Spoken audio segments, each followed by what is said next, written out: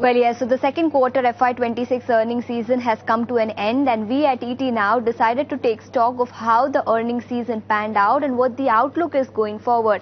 So first up, let's put the plate which shows the revenue growth for Nifty 50 companies, which stood at 8.1% on a year-on-year basis. This data has been curated by ET Now's research team. EBITDA growth at 5.1% and PAT growth of 5.4%.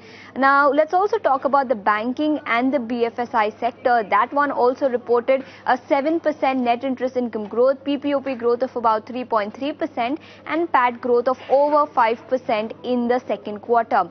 Meanwhile, let's also talk about the IT sector, and over here profit after tax has seen a decline on a sequential basis. Revenue growth of 19%, EBITDA growth of 7.5%. So that's as far as the IT sector is concerned. PAT growth of a degrowth of about 5% is what the IT sector has reported.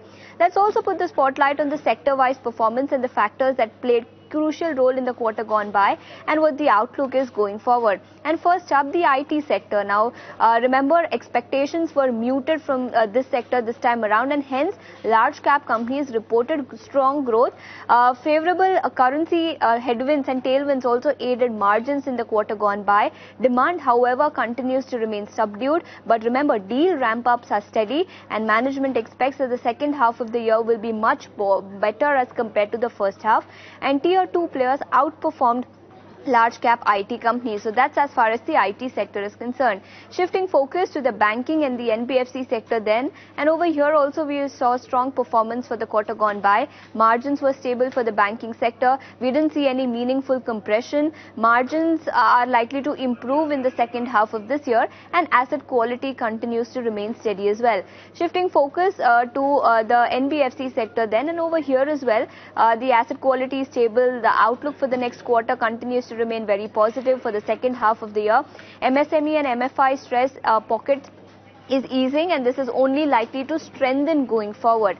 Lastly, as far as the consumption sector is concerned, remember GST-led disruptions impacted earnings for quite a few companies, but they believe that this is likely to even out going forward. Margin surprise for Britannia, ITC and Dabur. Staples delivered solid performance, and as I mentioned, volumes were hit on account of GST 2.0, but the outlook continues to remain very positive. So all in all, for Nifty companies, 8% revenue growth is what we've seen, and across the board, management commentary for the outlook for the second half of the year is very positive.